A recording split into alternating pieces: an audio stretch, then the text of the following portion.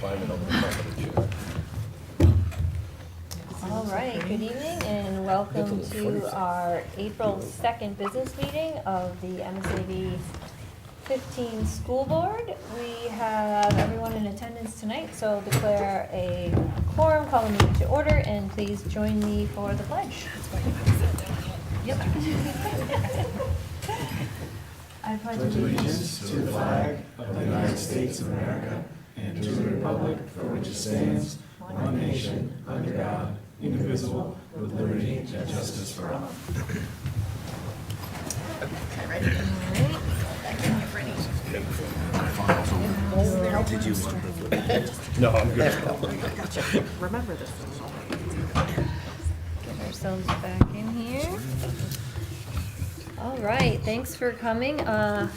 Dr. Turner and I and Gary attended the Gray town meeting last night, and we learned that there is a monitor that goes in front so you can see the presentation, but I also see that we're all on a delay. So we'll see if that drives everybody crazy or if it's helpful to be able to see the material. Upcoming meetings, April 9th, we have personnel at 5:30, followed by finance at 6:30 in the high school library. As a reminder for those following our budget process, the Finance Committee will be voting on their final recommendation for the budget to send to the full board. April 16th, we will have Policy Committee at 5:30, followed by a school board business meeting at 6:30. We will be back here, panel in gray, and our business meeting will include a final discussion of the budget and a vote by the school board on the budget moving forward to the next step.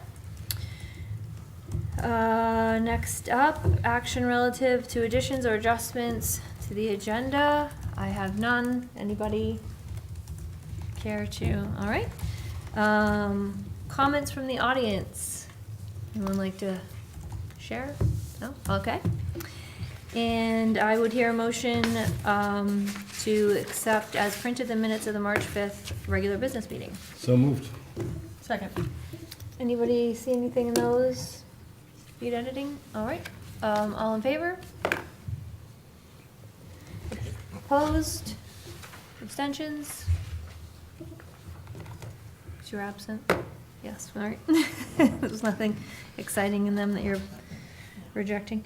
And I will turn it over to Dr. Chanda for recognition. We have a lot of recognitions. It's okay. Dr. Chanda. Dr. Chan. It's like a respectful, casual thing. We have a lot of recognitions this month. We're excited. We have 3 PATH students of the quarter. Harrison Benke, Tyler Anderson, and Cole Cook were all selected as students of the quarter at PATHs. We also recently had the Skills USA competition, which a lot of students at PATHs participate in. Again, Harrison got a gold medal and he qualified for nationals, which is very exciting. Chase Cook received a silver and Brody Tracy received a bronze in their respective fields. So congratulations to them. Very exciting. The cast and crew of the drama production Spoon River received a special commendation at the One Act Festival for their mask design and their ensemble. They also were the Class A runner-up, so we're very proud of them for that. It was good work. Our unified robotics team at their meet earlier this month won a robot design award, and our robotics team competed in 12 matches in which there were 31 teams over the whole statewide competition. So it's getting big, very exciting. They competed in 12 matches. They did awesome. And Dr. Harvey received the Claire Greenlaw Outstanding Volunteer Award at the Robotics Pine Tree District event. So we're very proud, and congratulations to Dr. Harvey for that. Well done. Big congratulations to our unified basketball team. Granite Gloucester High School team went 9-0 this season, and they won the St. Patrick's Day Unified Tournament. If you got to see that, that was a pretty good time, pretty good day. And then last week, our cheerleaders were honored at the State House for their accomplishments in their season, winning the Western Maine Conference Championships. They got to go up to the State House and receive a beautiful commendation, and we're very proud of them. exciting stuff happening. That's great. Excellent. Nice list. All right, old business. To hear an update on the strategic plan. We haven't done this in a little while, so we thought it was time to check in. As you recall, we did edit the strategic plan a little bit when we made our transition earlier this year, but we thought it was time to give a little update to the board. So in your packet, if you had a chance to look through it, are some color coding. Anything you see in blue is complete. Anything you see in green has had substantial progress made. Yellow means we've made some progress, and red is not yet started, with some notes about maybe what was complete or what's underway. You'll notice that the vast majority is in, kind of blue and green. Green is sort of where we would want to see things, at least yellow. We've got a couple of things that we're still working on getting underway, but for the most part, we have made substantial progress.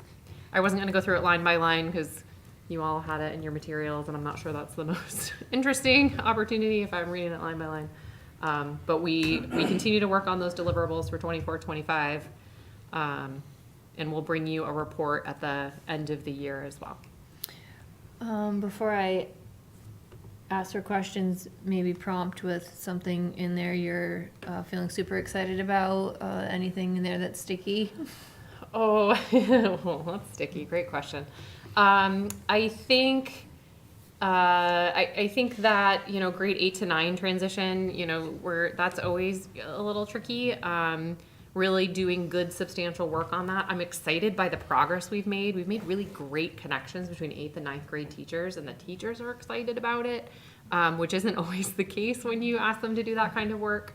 And it's hard work when you're moving across buildings like that. So I'm really proud of them as to what they've done. I think that continues to be, really challenging work whenever you're working on that.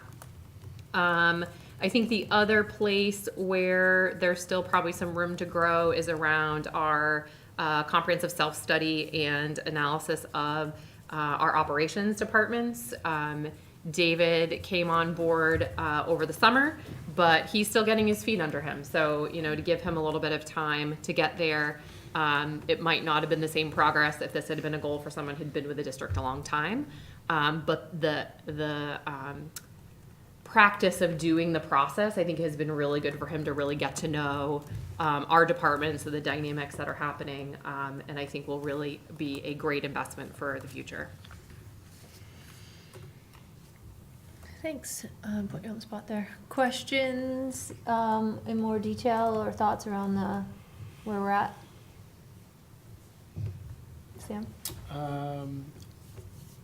Mostly this is a follow-on from last meeting. I think, when we got the numbers on the co-curricular investment, I think the bang for the buck there, it was proven out to be really strong. And so I think the part of the strategic plan where we're continuing to invest in co-curriculars and continue to get our kids on our campus more often is working. And, as we look into, next strategic plan, which we basically have to start now, I think we need to continue that. If we can invest $3,000 and have 40 kids on our campus for 10 hours a week, I think that's a really good investment, and I think we should be looking for other strategic ways that I think we're already getting creative with the technology club and the esports and whatever, but what do kids want to do? Let's find a way to get 10 kids doing something, to get the chess club back in, and I think the math club is back in for the first time in a while this year, which is great. The debate club has been stagnant. The journalism club, has grown. It was 0 like 3 years ago, and now it's really robust. The umbrellas at the high school, it's great. It just seems like a great tactical spend, and in the next strategic plan, I want to really dig into how do we expand that and just find the things for the kids that don't have their thing yet. And I would thank you for that, and I agree. I would commend Rick, who's here, and Sadie, who maybe is watching from home, I don't know, who really, in their assistant principals, who spend a lot of time letting that be student-led work. So deciding what are the co-curriculars that are really important to invest in. They are really good at putting a lot of student voice into that process of kind of bringing what comes on as new and where the interest is. And I think that shows in the participation. Great, thanks. Anyone else? All right. Next up, to approve a middle school out-of-state trip to Washington DC from May 6th to May 9th. Want a motion? Sure. Move to approve middle school out-of-state trip to Washington DC from May 6th to May 9th of this year. Second. All right, discussion or information about this trip?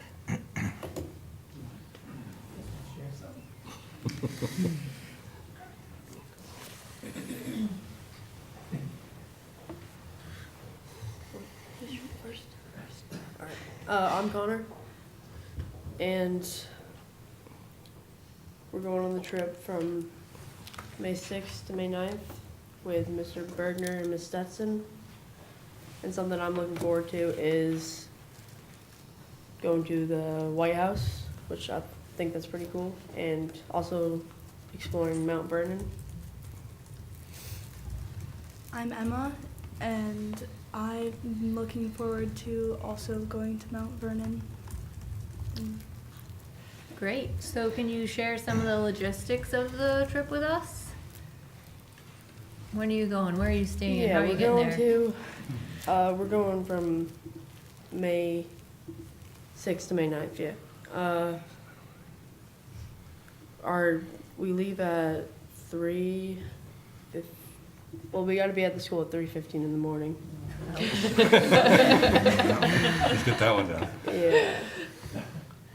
We get there 6, and then we go straight off to, where are we going? We will head out of Portland at 6:15 in the Yeah. morning, Tuesday morning, head to Baltimore. The bus will pick us up there. We do not know where our hotel is yet, because they have not given me that information yet. It's 4 complete days. We'll be back at 11 o'clock Friday night. We're going to be seeing pretty much everything you can see. We're going to the museums, the Holocaust Museum, the memorials, ghost tour, Mount Vernon, Arlington. They get to see the changing of the guards, so that's pretty much the straight. Excellent. Questions for these? Just a comment that my son went last year and he had a great time, so I hope you guys have a terrific trip too. You guys gonna come back to us afterwards and tell us how much fun you had? Yeah, sure, why not? We won't quiz you too hard. Do you know how many students are signed up? 23? Great. It's great. That's about average. It's been 23 for the last 3 or 4 years. Perfect. And all the materials in the packet, and folks at home can see it in the folder where they're going off to, what they'll be up to, and who's doing the tours. So any other Do we need to explain to the questions? public why we have to vote on this? To go overnight out of state, it has to be a board vote. Board has to vote. There it is. If you There you go go. out of state overnight, the board has to If vote. anybody at home's wondering why we have to actually have an official vote about it, it's because anytime students from the district leave the state overnight, we have to vote to approve it. So since they're obviously going out of state overnight, that's why they're here. Thank you. Gary? Happy Jim? to help. Yeah, just, is this 100% funded by the Great New Gloucester taxpayer? Is there any No. grants involved? It's all student. It's All student? Okay, that's cool. Well, That's one of Good the enough. features. It's all student, that's, eliminates a lot of other questions. Yeah. I think these trips are a great opportunity, too, for families and kids to have an accessible, affordable way to travel, because it's a lot, more inexpensive to send one member of your family on a safe trip than to try to take everybody, so. It's pretty cool. Any other questions? All right, all in favor of sending these guys to DC? Opposed? Thank you very much. Have so Yeah. much fun. Have Lots fun. of fun. Have a good Thanks for time. representing your peers tonight. It's not an easy thing to come stand and talk in front of a bunch of boring board members, so thank you for that. And as usual, we'd love to have you, but don't feel obligated to stay. Next up, we'll see if students have the same luck headed to Atlanta. I move we approve a student trip in June for Harrison Benke to Atlanta, Georgia to compete in the Skills USA National Competition. Second. So this one's me. As we reported earlier in the agenda, Harrison Benke won and was given an opportunity to compete nationally. To do that, it is in Atlanta, Georgia. This is sort of one of those in-between things where generally for Skills USA, students are traveling with their family to do such things. It's not necessarily a sort of school organized thing. However, it is a student involved in a school event, and therefore by board policy, the board should be voting to approve it. So should Harrison Benke and his family decide to go, which is my understanding they are going to, we would need a board vote to approve that. All right. Questions? All in favor? Okay. Opposed? Great. So done and done. Safe travels to Washington DC and Atlanta, Georgia. Next up, to hear a report from the middle school regarding academic achievement.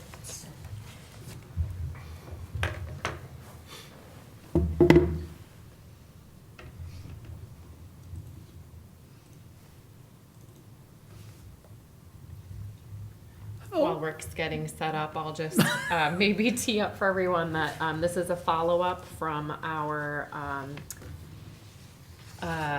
department. I hate to call it department, but our department reports to the board about funding, and there were a number of questions about some of the information about what's happening at the middle school. So we asked Mr. Riley Benoit to put together some additional information and planning to share in more detail with the board, and he is here tonight to talk about that, assuming all of the logistics of the technology work. There. It's working better now. And these slides are linked in your agenda and are available online if you'd like to see them that way. Yeah, so there were a few questions about our data, wondering about our student progress, so we wanted to share at least a few things. So starting out, if we look at an area school comparison for us with data, we also wanted to be able to share that investment per student. Money doesn't solve all problems, we know that. But there are times when money makes a difference. So looking at these area schools, we can see that per pupil expenditure, and then the percentage of students based on that spring 24 assessment data from the state, the percentage of students that were at or above expectations for reading and math. And you can see we're kind of in the middle. We are, a little further ahead in reading than the state average. Math is a lot closer. And then we wanted to take a look at schools that were a similar size and makeup, trying to look at it that way rather than just, who surrounds us, but who's like us. So again, looking at that, as we look down through, it's interesting to me that looking at Messalonsky's numbers, they are slightly ahead, they're 1 percentage point. And understanding too, right, in a school of 500, 1 percentage point is 5 kids, right? So it's 5 students achieving either at or above. So it doesn't create that big of a gap. But anyway, Messalonsky was just a little bit ahead of us in reading with lower expenditure, but the only other schools that were, I guess, ahead of us in numbers are those schools that are expending considerably more money. And thinking about that, right? $1,000 a student doesn't, when you say it fast, it doesn't sound bad. But, right, it's when you have 500 kids in your school, that's $500,000. That's a chunk of money.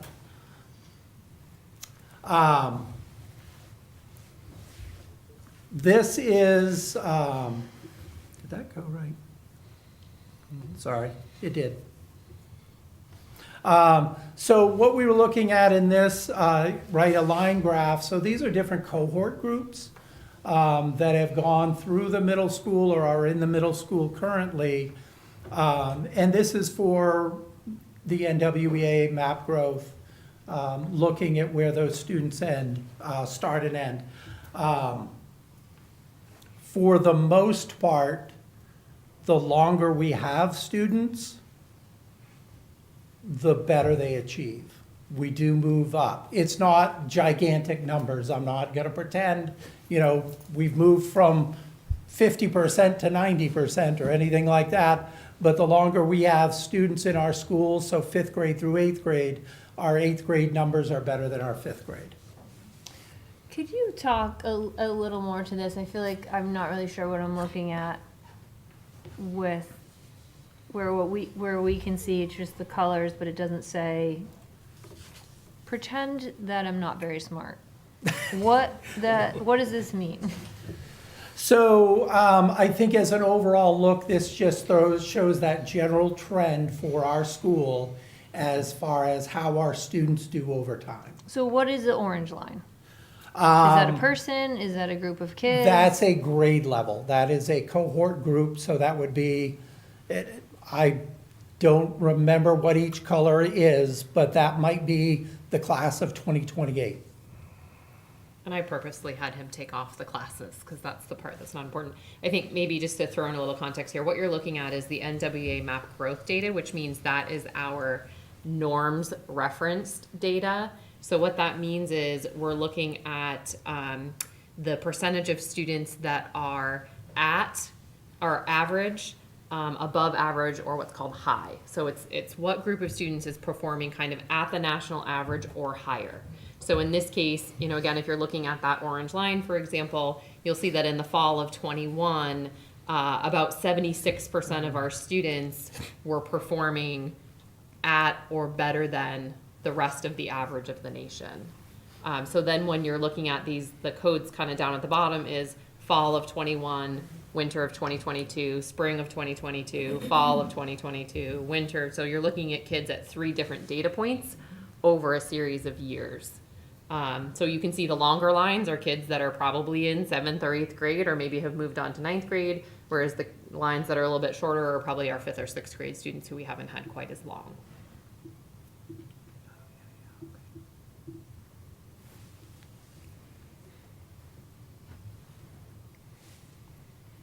Everybody clear on that?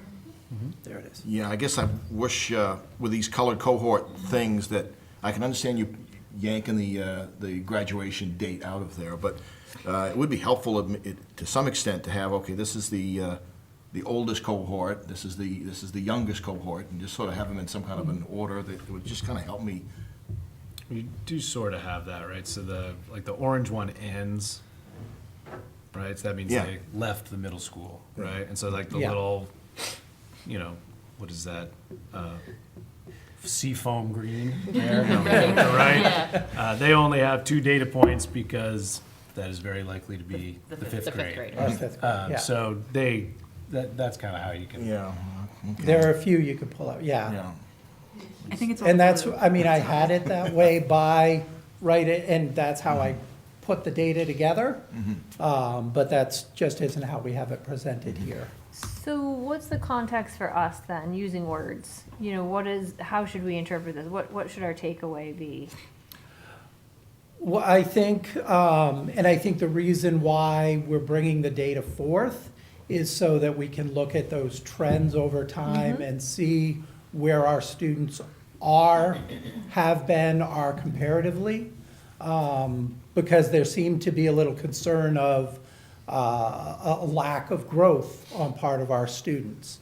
And so I wanted to make sure that we had an opportunity to share this is a longer piece of data, so you guys can look at over time and comparing to other schools and those pieces. This graph specifically, I think the takeaway is the longer that we have, what Rick just said a minute ago, which is that tends to be the longer we have students, the better they do over time on this particular data set. Yeah.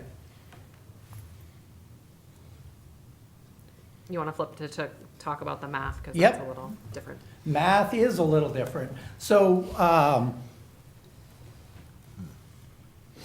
hold on.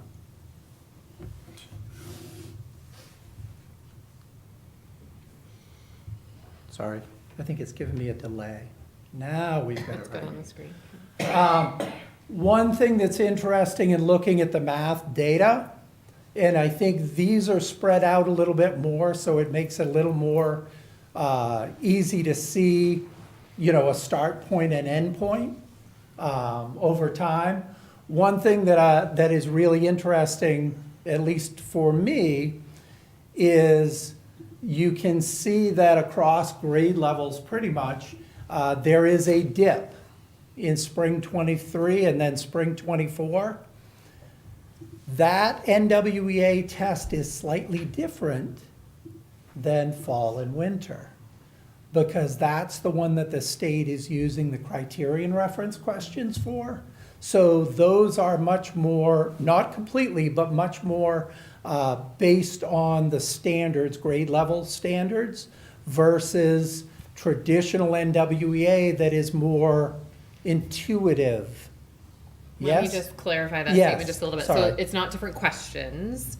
It's the same NWA questions. They're just certain ones that are aligned to certain criteria. The biggest difference in the spring test is whereas in fall and winter, NWEA will adjust to a student's level no matter where they are. So if they're in 8th grade and their level is 2nd grade, it will adjust to a 2nd grade level. If they are in 6th grade and they're operating at a 10th grade level, it'll go to a 10th grade level. Come spring, the only questions that they are exposed to are questions that are 2 grades above and 2 grades below. So it limits the number of questions that we're giving to students to dial them into where is their score. There is some sort of anecdotal evidence, I would say, across the state. It's not necessarily holding up that it's significantly validity or reliably different than kids who are just taking it when it does give the full range. But there are a number of my colleagues that would attest that whether it plays out in the data or not, they are seeing dips in the spring. The other thing we've talked about, and this was a pretty serious one for us, is spring fever. It gets to be a bit of a challenge when we're assessing kids, particularly at middle school in the spring. And we've done some work to try to address that, changing the timing of the assessment, although we are limited because we have to be within, like the state gives us a time frame in which we have to do it. So we are limited to a certain degree, but we have tried to address some of those challenges that were outside the classroom that address negatively to the assessment. And so that's what we're kind of hoping that's going to continue to maybe start to level out that dip in spring. Yeah, and we have in years past, we flipped back and forth. Some years we do reading as the first test and then math, and other years we do math and then reading. Don't know that we found that that's a substantial difference in our students within those different years.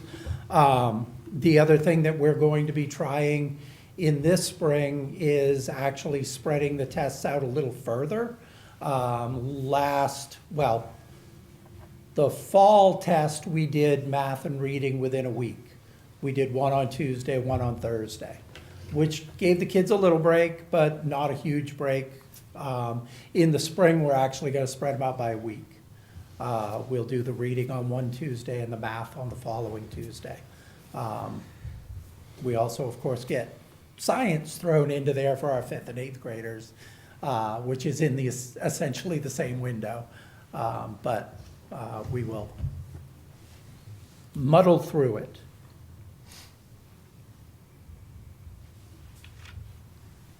Go ahead. It's more just a clarifying question on reading.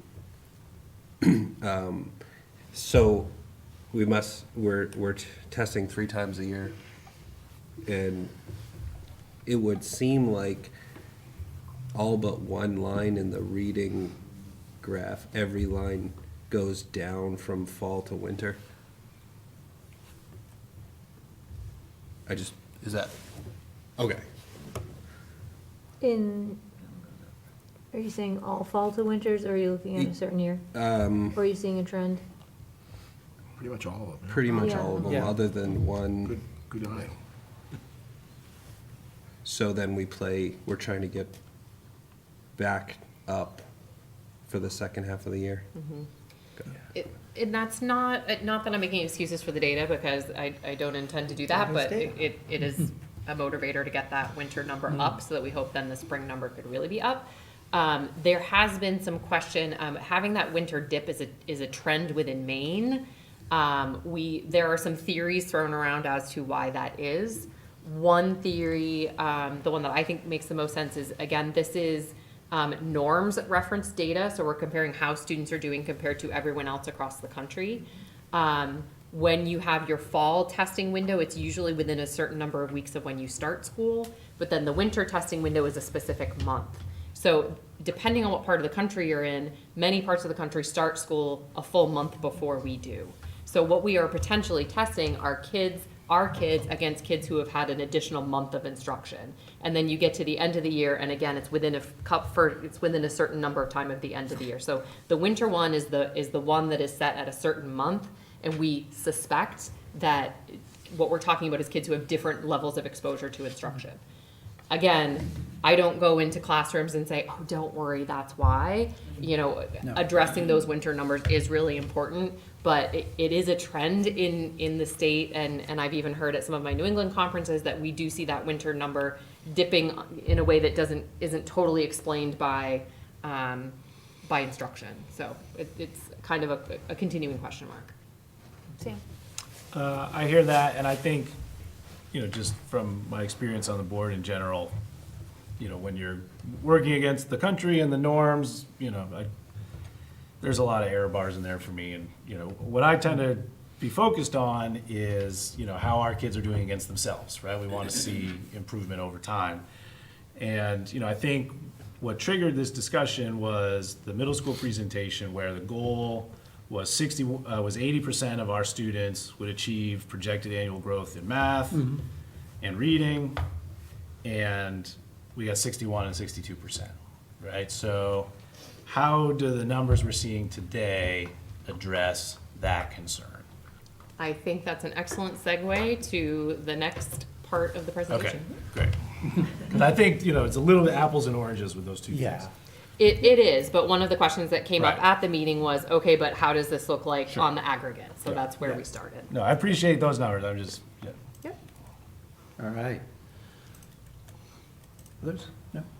Okay. So we also want to take a look at growth and why it is. So what's hard is that NWEAs, in any facet, anyway, time of year that you look at it, right, we can compare achievement levels to other schools. Schools are the holders of that data in terms of what percentage of students have made their annual growth. That's not one that gets thrown out there to the winds, because people want to see what's the level they made, not, necessarily how they grow. So we want to look at that. If this is a delay. no, it's good.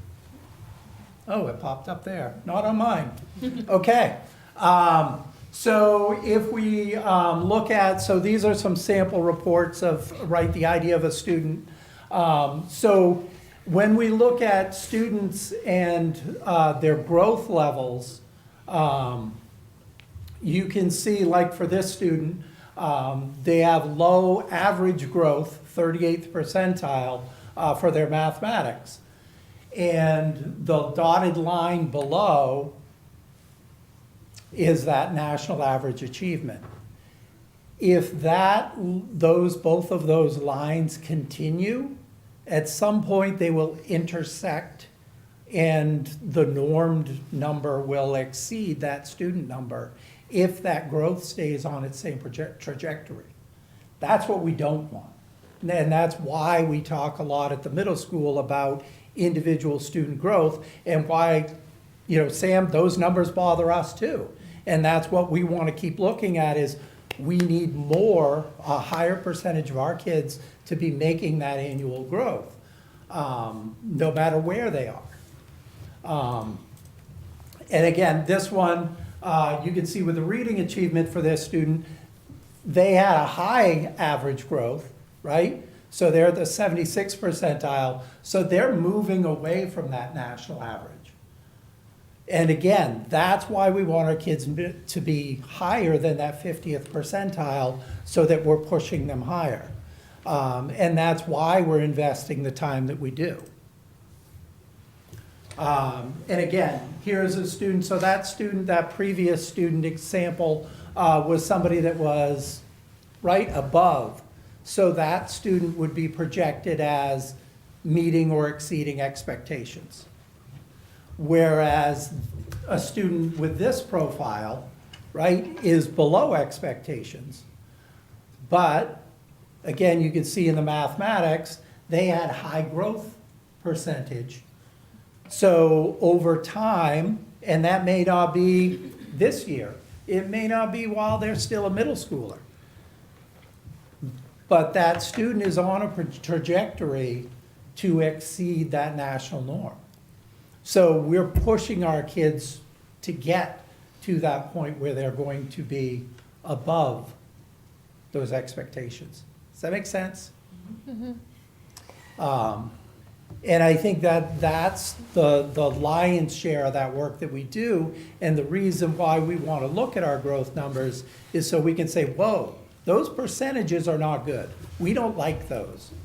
So that the teachers can meet with the interventionists and me and talk about where you are, and we go by student, by area, and we talk about what do we need to do for those students.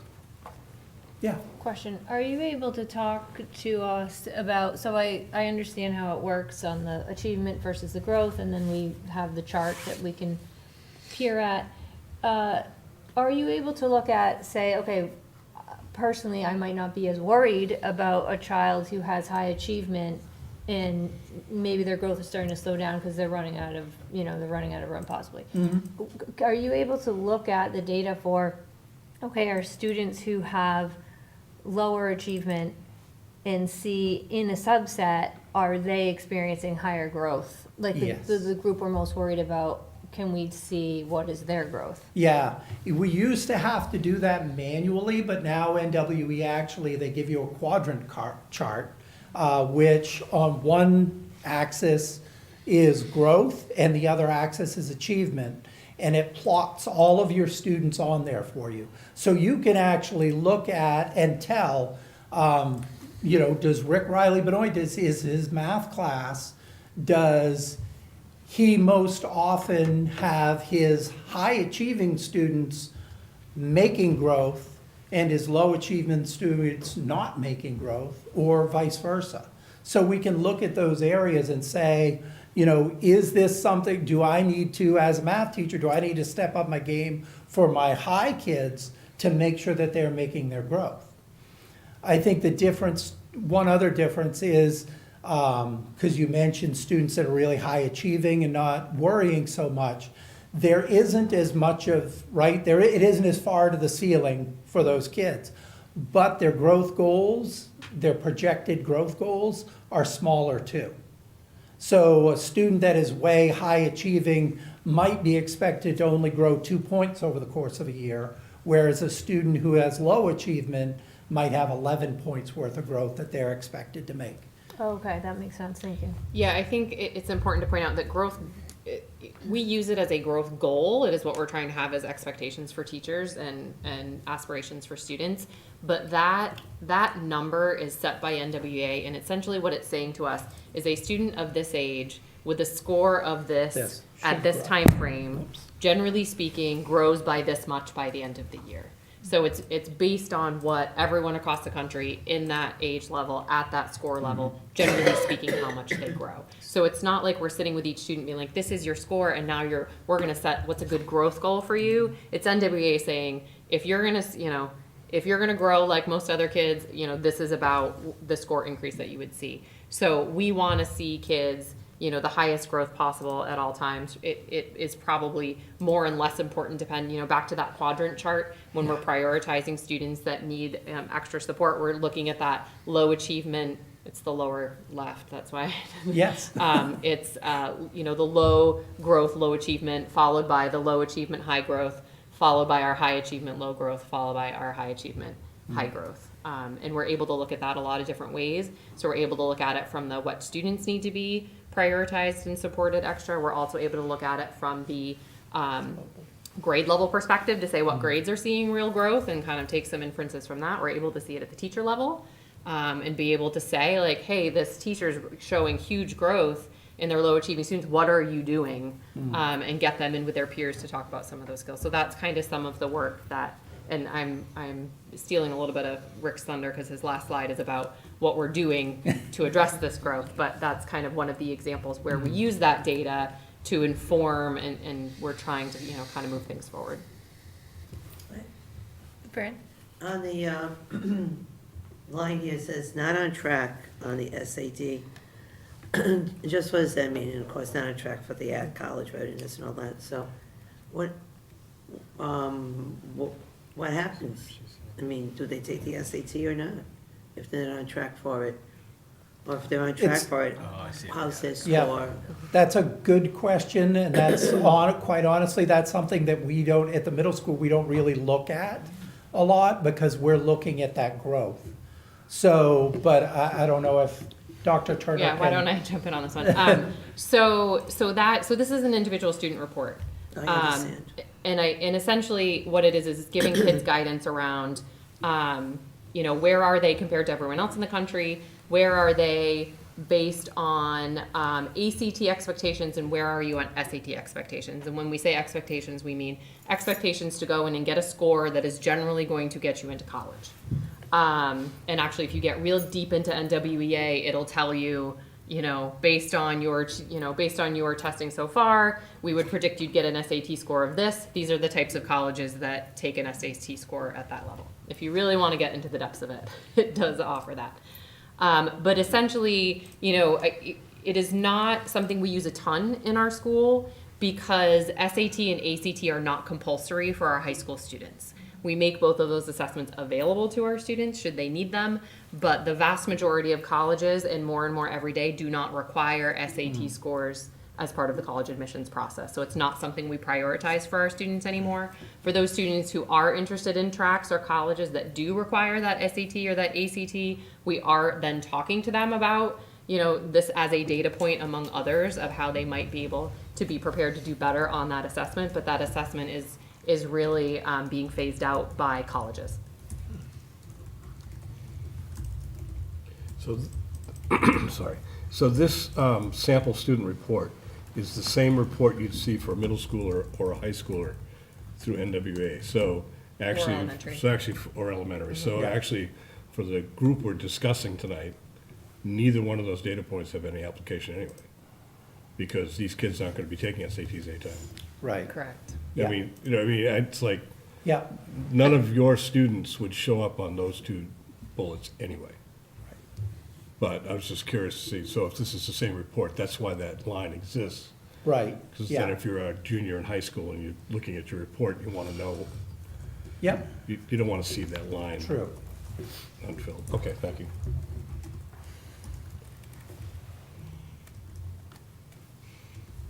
Okay. So over the last couple of years, there are a few things that we've done and a few things that we are looking at as well. So one thing that we went to last school year was we do monthly one-to-one meetings between content teachers and the interventionists. So the primary focus with those meetings is to look at those students that are lower achieving. So we are looking at those kids that we want to bring their level up. We do have discussions about the whole group, and so we do talk about all of the kids and who's not making the growth that we want them to.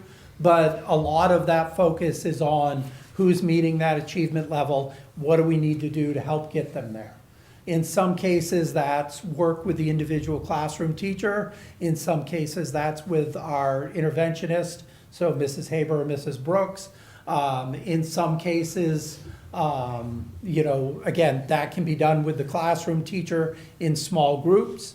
So it depends on where those students are as to where we go from those meetings.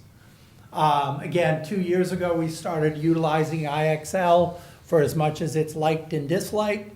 It actually has a lot of ability to, on a monthly basis, we do a diagnostic. We're able to look at those areas where kids are making growth, where kids are not making growth, where there's some remediation needed for skills or extensions needed. So we do that through IXL. That also offers us a little bit of skill development through IXL. There are actually some videos available on there. So if a student chose to take that outside of the class and look at that video and try to enhance their skills that way, that's also available. We have a new English language arts program in place this year that you guys had approved previously. We are looking at a new math program for next year, which Mrs. Dako is up next presenting about that. Implementation of restorative practices, and we talk about it a lot in terms of behaviors, which, right, behaviors affect your ability to learn. By reducing our classroom exclusions by 47%, that's 762 hours of seat time that those students are not now missing because they're sitting in the office, or they're sitting out in the hall because the teacher can't manage that in the classroom at that time. So this work is designed to repair, right, the relationship with the teachers, to repair the situation, to get that kid back in class, because they can't learn if they're sitting in the office. As much as I'd love to work with them one-on-one, that just isn't realistic, that every kid would have that opportunity. We are also currently working with our teacher leaders. So this is really good. The last 2 years have kind of driven this, which is what we were really hoping for, is that it created a grassroots movement. The teachers themselves said, can we get some more math and language arts time in our day? Can we figure out a way so we have more instructional time?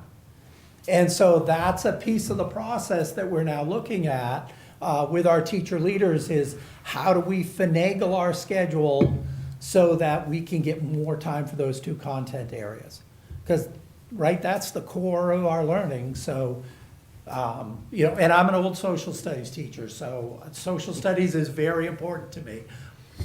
But, right, if you can't read, it's hard to participate in our democratic process. So, and then the final thing in there, we're assessing our RTI model, trying to identify some more changes in there, in the delivery and the scheduling. And that's going to tie directly into that work we're trying to do around getting more instructional time for ELA and math, is also trying to make sure. So typically when you do an intervention, let's say for reading, you don't want to pull the kid out of reading class, because if you pull them out of reading class, they're missing that primary instruction to get supplemental, which, right, sounds good. If they need the supplemental, let's get them supplemental. But you're always teaching them at that supplemental level. You're always teaching them, right, where they are and not where we need them to be. If we keep them in class and we do intervention other times, then they get that primary instruction, but then they also get that boost on those skills where they're weak. That's got to come from somewhere. Typically, that comes out of social studies and science classes, or our WIN time, which is our intervention time that we can use within a classroom. But we try really hard to preserve that primary instruction period. And so that's a piece of what we need to look at when we look at that big schedule. If we're gonna increase language arts time, reading time, there's gonna be less time in there for us to potentially pull kids out for a tier 3 intervention with a specialist. So we need to figure out how that's all gonna work too. And that's a big piece of the puzzle for us, is trying to make sure that all works. And that's it. That was my last slide. So, yeah. RTI, what is that? Oh, response to intervention. I'm sorry, I shouldn't use acronyms. I know better. Response to intervention. So that is, right, taking those kids that are really struggling, pulling them out and being able to boost those skills. What is the anticipated timeline on changing the schedule to increase the instructional time? Is this at a theoretical level, or have you identified how many minutes or when you might be able to implement that?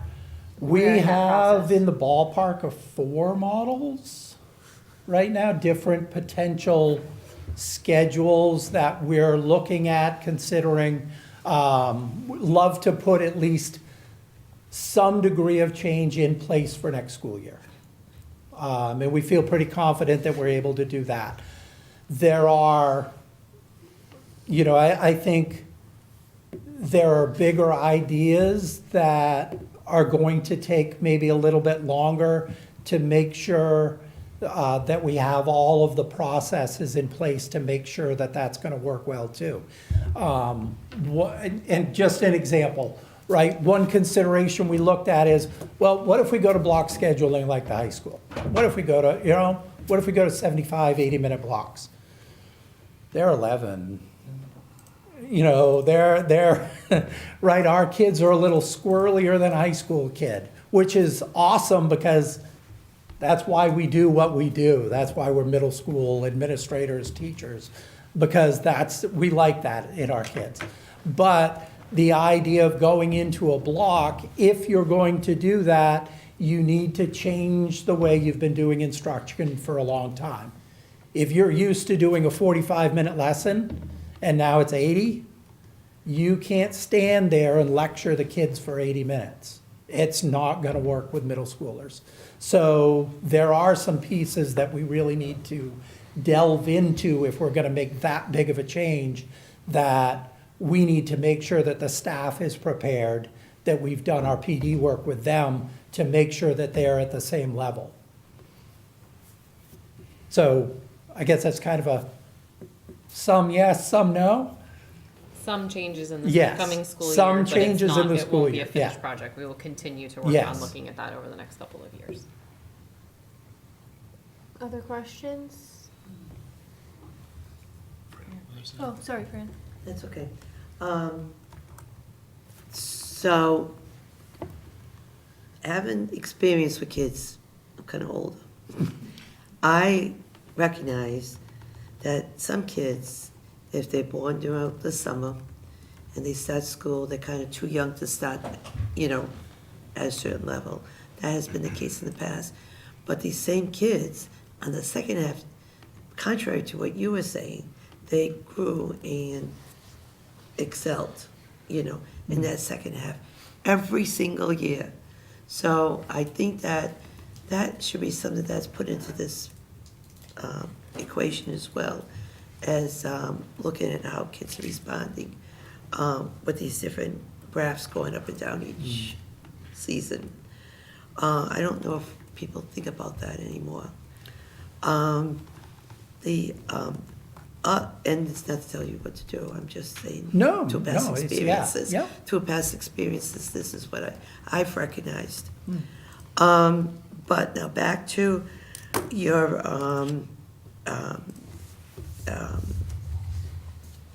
percentage of students above and beyond the charts that you gave. Investment per student, how did you determine that line, the investment? Is it like from the bottom of the bottom line of the budget for each school? Or, how'd you come up with that? That's all available on the state. The state has a data dashboard Okay. that has that per pupil expenditure is all out there. Okay, from the state. Yeah. All yeah. of this data came directly from the ESEA data dashboard because we wanted to make sure we weren't picking this data from here and this data Yeah. from here and that data from here. This is the academic data and the investment data all came from the same source. Okay, good, thank you. Yeah. I think those were my questions and comments. Good. Anything else? All right. We're good? You need to plug in. Okay. Thank you for your work on this. It's a lot of work. Oh, you're welcome. It's all, it's actually, I'm a little bit of a data nerd. I'm a little bit of a nerd in general. So, yeah, I'm always trying, yeah. So I like looking at it and I like, finding interesting trends that, until I built that line graph, I didn't recognize that every class had dropped on those spring assessments in math, and really only in math. Reading didn't have the same impact, and I'm like, oh, so why? What's that? So it's interesting. It does take time, but You're learning too. I'm learning too, thank you, yes.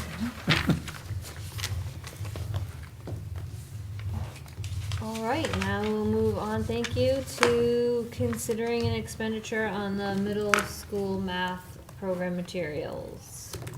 Do we wanna, I'm not sure how we do a motion on this. Do we need a motion on this? I think we need a motion because we're gonna approve For spend, the expenditure. but we don't know what the spend don't know. is. Pending the budget Numbers. process. I move that we approve the purchase of the recommended middle school math program materials as presented by the middle school administration. Second. All right, in discussion, let's hear about the middle school math program. Yep.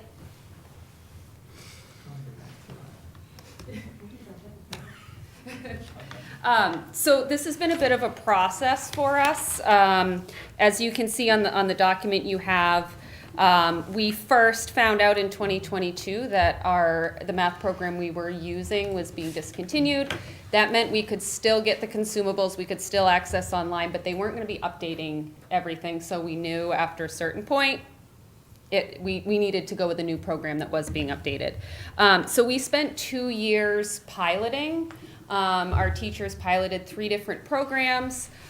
They were really having a hard time coming together and all agreeing on a program that was going to work for us for 5-8.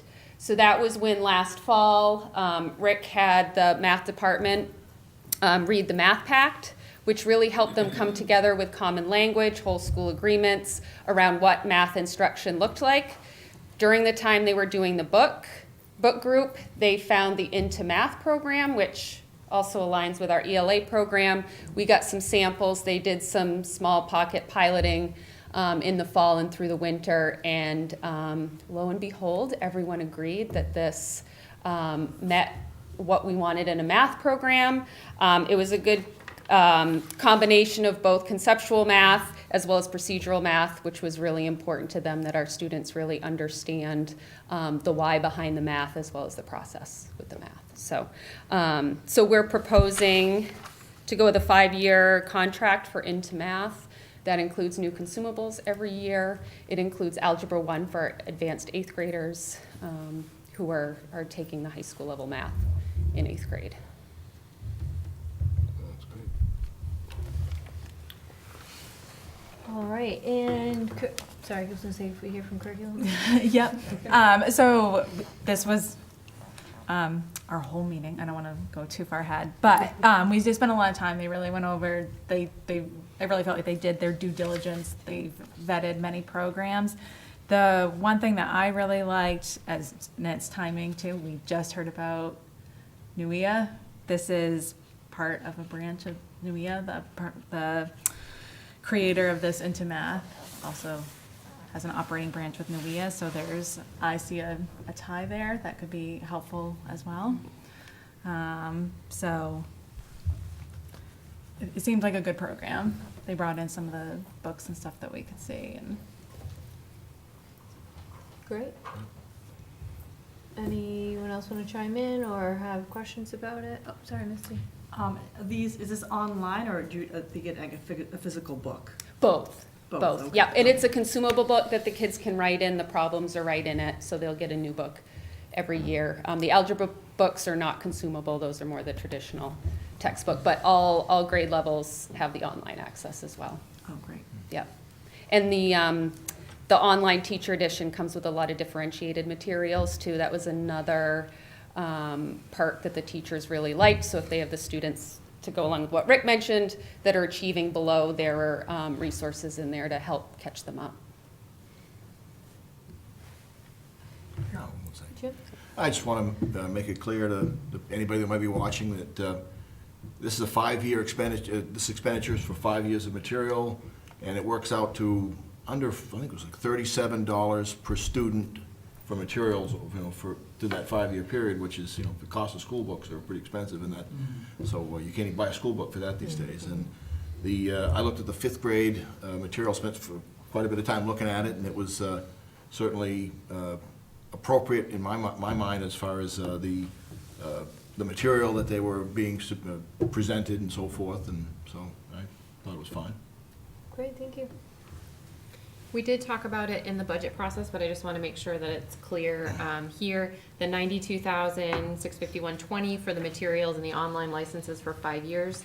That's an upfront cost, and then we get a new shipment of the consumables every year, and we have the online licenses. They adjust whether if we have more students, we're not penalized. We have fewer students, we also don't get our money back, but it's the risk we take. And so that is what we're proposing is in our budget proposal for general local funds. The professional development piece, which is in a box below, is we're proposing to pay that out of Title II funds. So the 92 going into what our budget proposal is, and then those professional development costs out of a separate set of funding. And actually, the professional development costs are, on this sheet, is included in the 92,000. So it would be 7,300 less than that. That would be local. How does the algebra line up if they're learning it in 8th grade? Does that match what they can learn in the high school math as well? Yes, Okay. yeah. We work very closely on the high school, Yes. introducing Algebra 1 to the 8th grade, Yeah. so Yeah. those kids are ready to go to the next level when they get to the high school. Yeah, and we also have to keep in mind too, our 8th graders taking algebra also have to fill in some of the gaps with the 8th grade material too, so it's a little bit different in that aspect. But yes, it does prepare them to jump right into geometry in high school. Fran? Because it's a 1-year expense, and because we have that $2 million that we haven't allocated yet for anything, would it be, so it doesn't distort our budget every year, would it be better to pay for that 92 out of that extra money that we have? Because it's a one-shot deal for 5 years. So, you understand what I'm saying? Mm-hmm. Have we thought about that? If you're talking about the capital reserve fund, we can only use the capital reserve fund on capital items. No, I'm talking about the fund balances. Oh, that's We have, just, we have 7 million and 2 million is not allocated.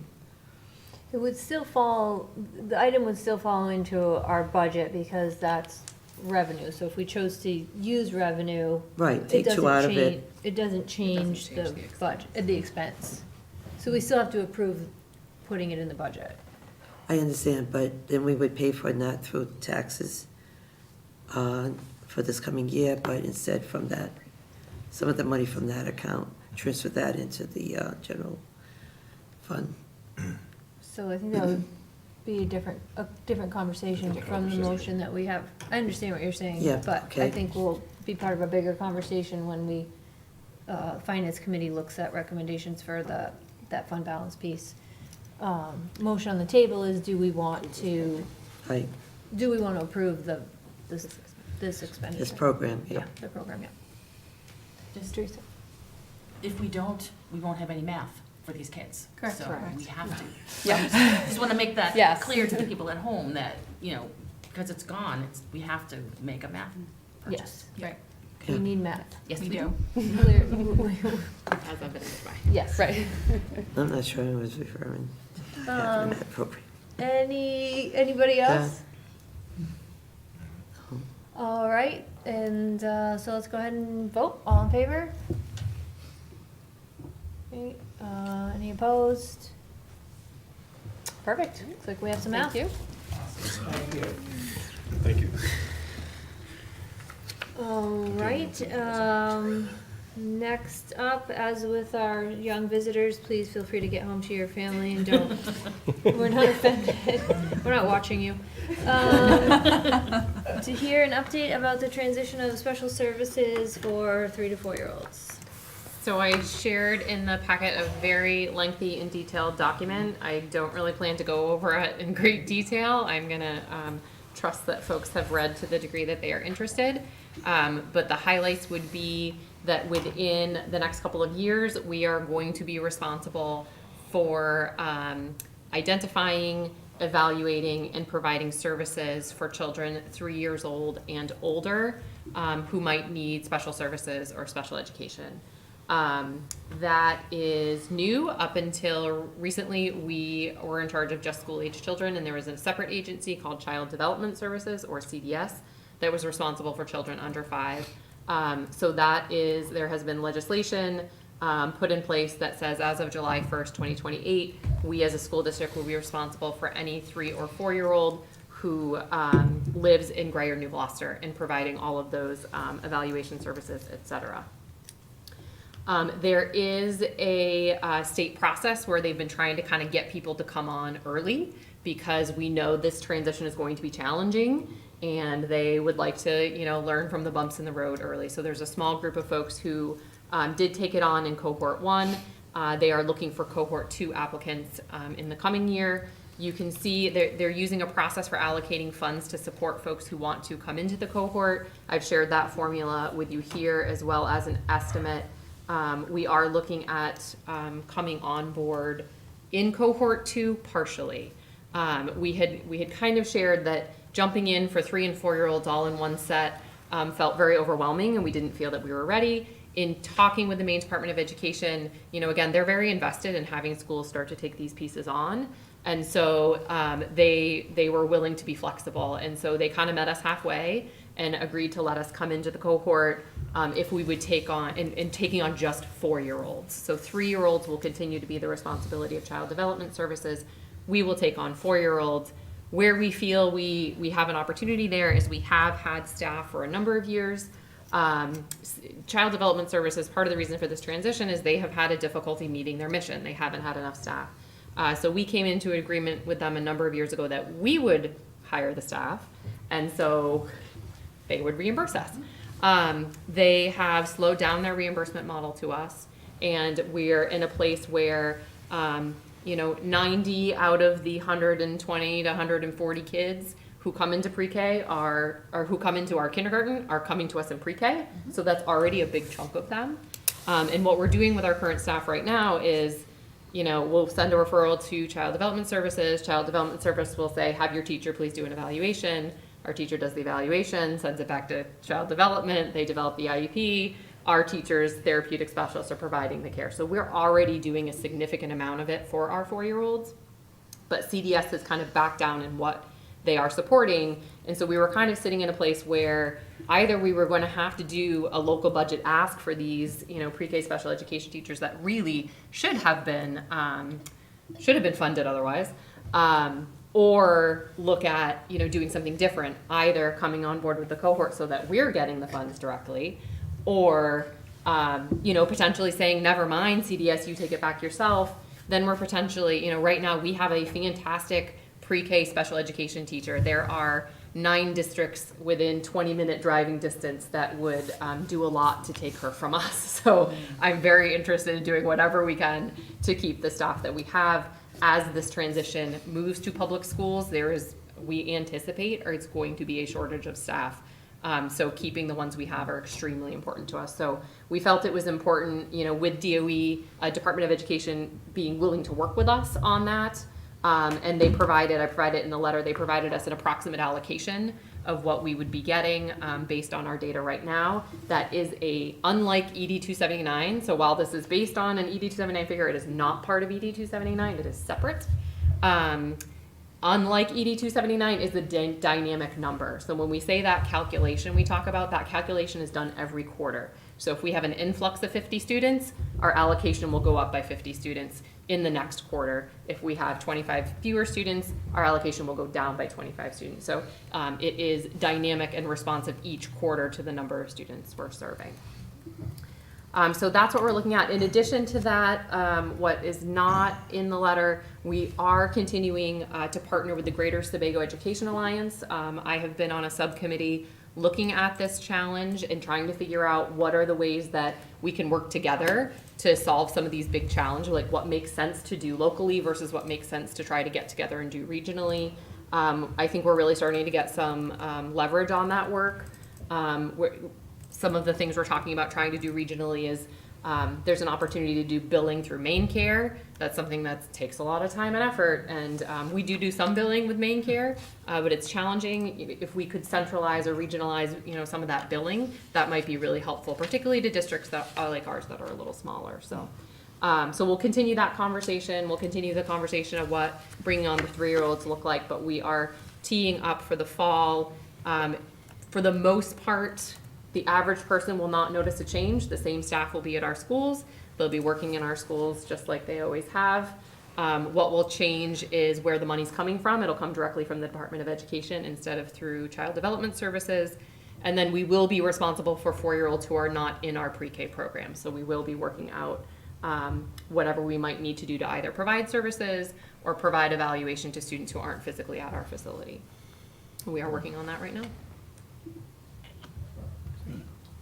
Questions for Dr. Turner on this? That will be going into, would you be going into daycares? Like are those kids Potentially. aren't coming here, so we don't have space for them, right? Potentially. We do have instructional spaces, like our special education person has a space at Dunn School where they work with students. Our speech therapist has a space at Dunn School. We have some spaces that we could potentially have students come to us to provide that service. But there is also, part of it starts to be like, who are the kids? If we have 3 kids that all go to the same daycare, it probably makes more, and they all need, let's say, speech therapy, it probably makes more sense to send the speech therapy to them than to have them all come into us. But a lot of that is gonna depend on what are the specific needs of those 4-year-olds who are not currently in our program. And this isn't all 4-year-olds, this is just the ones with special services. Just ones with special services or who need to be evaluated for special services. And the daycare centers are telling you that? So there are a number of ways that child find happens. Licensed daycares are trained in that and identifying ways and making those referrals. So right now, anyone who has a kid in daycare or has a kid who goes to a preschool program, usually they're on the lookout and making those referrals to CDS. Instead of those referrals going to CDS, those referrals would come to us. Okay, great. Sam? Just an anecdotal example of how this might work. One of my kids had identified speech delay by the pediatrician when they were like 1.5 years. That's another great example. Right, and so when they were 3, we actually had to go all the way down to Scarborough to the Morrison Center to receive services. So, the state was reimbursing the Morrison Center for that, but we were driving, whatever it was, 40 minutes each way, 3 times a week, right? So the goal is to keep the kids in the community and keep the funds in the community for where the kids are. So I support the logic behind it. I've always supported the logic behind it. It's always I think this funding formula makes sense to me. What I was concerned about is that it would just be kind of an extension of the 279 and we'd get 47% and be on the hook for the other 53%. But this looks like they are fully funding the project, and I think it should be a net benefit for the community. We should have the kids staying here, and also, as we've said before, the teachers at the preschool will build these relationships with them at age 3 and 4 so that they're ready for them when they come into kindergarten and all that sort of thing, rather than hey, you've been receiving services in Scarborough, boom, welcome to kindergarten, who knows what happens. So, you know, I think this is a net good. It's obviously painful for our district to figure it all out, but I think we should see this as a good thing for the people in our community. Agreed. I think particularly with the, having a staff that is doing such a good fit, is similar to Sam. We had a speech delay kiddo, and we have done both, online, where you're trying to get services through a Zoom, and a person who actually traveled to the daycare.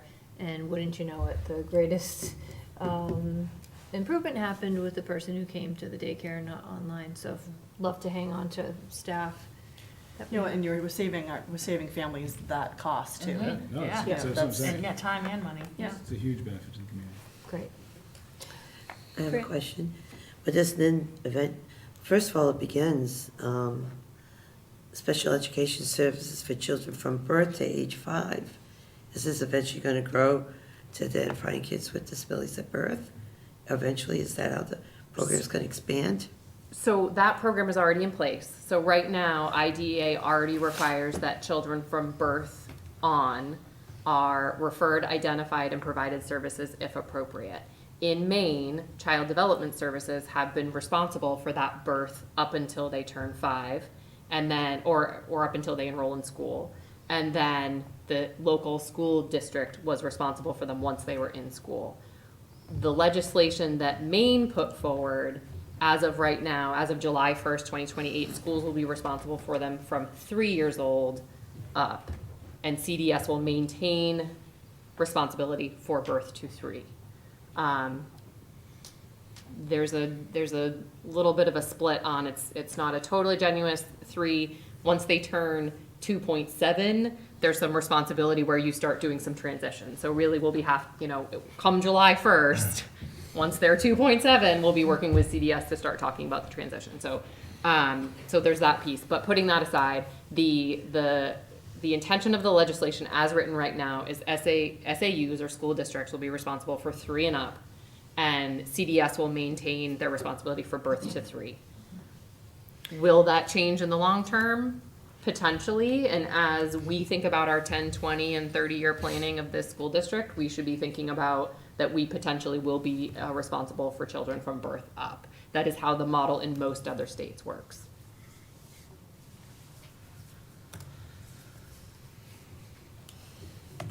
And I'm just thinking housing and where they would be housed and stuff like that, All the school districts will have to add on eventually, build more spaces. That I think, so space and staffing are probably the two, in the themes of the meetings I've been in with our regional, those are sort of the two things that people are most panicked about. And a lot of these districts we're talking to, they don't even have a pre-K program. So they don't even have a place where they're already working with students. So I feel, when I sit in on these meetings and I see that we've actually already taken on a lot of this that other districts haven't even begun to thought of. So I think we're in a really great place compared to a lot of people, but absolutely space is one of the number one things that comes up as a huge concern in how that's gonna work. Space is huge, and then staffing, being able to staffing special services is a huge challenge. As you can see, we've had a middle school position open all year. It won't be any easier in early childhood, which has its own certification. So we can't take, we have a special ed teacher at, let's say Russell School or Memorial School. They are not certified to teach special education for early childhood. It's a separate certification. So that gets fun. And just one more when you're done. The number of students, how many do you identify at, 4-year-olds, if you wish you had them at 3-year-old, how many would you be talking about? Because I might be jumping the gun about extra buildings if you're only going to have 1 or 2 or 3 students. Yeah, it's not going to be 1 or 2 or 3 students. I wish. And we have some predictive numbers from CDS. I don't want to share them off the top of your head because I just got out of a meeting with 6 other districts, and I'm afraid I would say one of the other districts' numbers. And we were combining our numbers to say, okay, how many kids are we talking about if we were to do something together? But it's a good amount. So I forgot where I was going with this. Number of students. building space. And space. Yeah. And so then it's a question of, managing, are we going into other spaces? Are we creating a space that kids are coming into? Is that something we regionalize? Do we partner with some of our area school districts? There's a building maybe in between and we offer services out of there. So a lot of questions to be answered. Head counts, you know, we're starting with what we have. What we're hearing from our cohort, our colleagues who went in on cohort 1 is the numbers that they expected, which are based on what Child Development Services is currently serving. Their numbers increased by about half, significantly more than what was expected, which is why that quarterly payment that is dynamic becomes so important. What we're finding, what we believe to be true, is that there are many families that just get frustrated with the delays that are involved in the current system. And I would represent my family as one of those. My child could have used some support in her early years that we just got tired of fighting for. And we were educators, so we just did it ourselves. And that's too bad, right? I mean, we had those skills. A lot of families don't have that skill. So what we were seeing is families saying, well, we didn't want to deal with this system that we know is broken, but now that we know it's the school administrative unit, the school district, we trust you, we would like you to work with our child. That there are many more parents coming forward willing to participate in the evaluation and education process that weren't willing to do it through the CDS system. Which was the hope, I would presume, when they said CDS is failing. Sam? Oh, sorry, I don't mean to interrupt you. Jim, did you give up and have your hand up? Sorry. Yeah, I did have my hand up because, you know, clearly the state isn't really doing a very good job, so, and this responsibility can be foisted upon us by the state, whether we really want it to or not. I'm just a little concerned of the mission creep that is being foisted upon us, where we're evolving from a teaching organization with a core mission of teaching kids to a social service agency that teaches that occasionally has classes. And I'm just, you know, you can only be good at so many things. And if you try to be everything to everybody, you're not going to do anything well. And I'm afraid that could very well happen, even though, you know, clearly the state is not doing a very good job. So I'm open to doing this approach, but I'm concerned that we're just mission creep. And I've seen it happening in organizations, you know, companies that they stray from what they're good at, and then the whole organization goes to hell. Yeah. I'm just concerned that that we might be going down that road. Sam? I think it's a good follow-on to that. What I was going to say is, you know, the hope is the investment pays off and ends up being a less spend down the road. And my kid is the perfect example. They received services from 3 to 5, and then they got kicked out of the program at kindergarten because they had been pulled all the way up to normal and didn't need services anymore. And I think the concept is that if we apply this spend and this attention at ages 3 through 5, we will have much better results ages 5 through 12, right? You know, and whether that's true or not, we have educational experts, whereas the state is clearly struggling to find those educational experts. So, you know, I think the grand plan is we tactically spend early so that we don't have to spend as much later. And I you know, whether it plays out or not, but what we're doing right now is clearly not working. You know, Shanda's story is exactly right. You know, we would say all the time, we are a professional journalist and a literal doctor, and we struggled and were brought to tears by the CDS process. We just could not figure out how to navigate it, no matter who you called, which filing form, you know, whatever it was. The school is so much better at it. It's, you know, night and day. So, you know, ultimately, the kids benefit, I think. Time for a new elementary school conversation. Yeah, I made a note. Yeah. All right, thank you. That was very helpful. Stay tuned. There will be much more, a lot of time, I bet. All right, so we will move into hopefully approving some policy updates. Sam, you want to do a motion? I was gonna, yeah, I think they're all pretty basic. I would move them as a group unless someone saw something where they wanted to speak to one specifically. They're all pretty straightforward. Yeah, those are fine.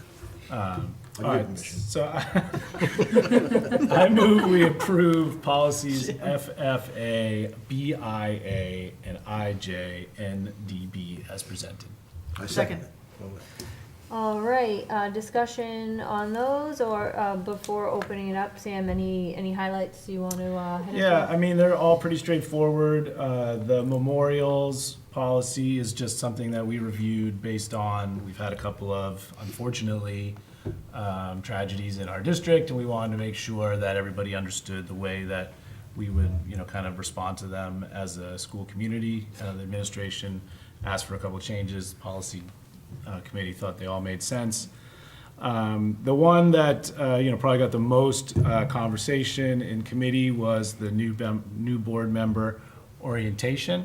And Penny promised me, Adam, that you were going to solve the new board member orientation issue. You're going to present to us a giant plan with a detailed, maybe 37 bullets as to how we're going to do that, which I'm looking forward to.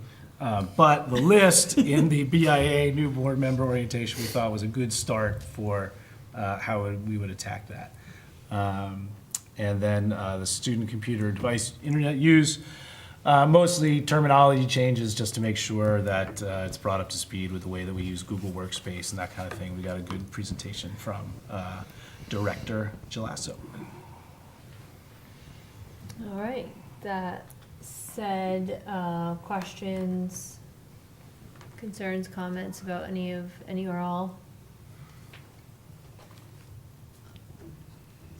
I would just piggyback on the board orientation was a MSMA sample that had seemingly some pretty great items that aligned with the work that Adam has been doing, so we thought we'd be able to hopefully put those in place together for our next session.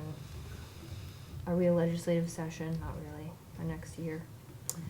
Anyone else? Thoughts? All right, all in favor?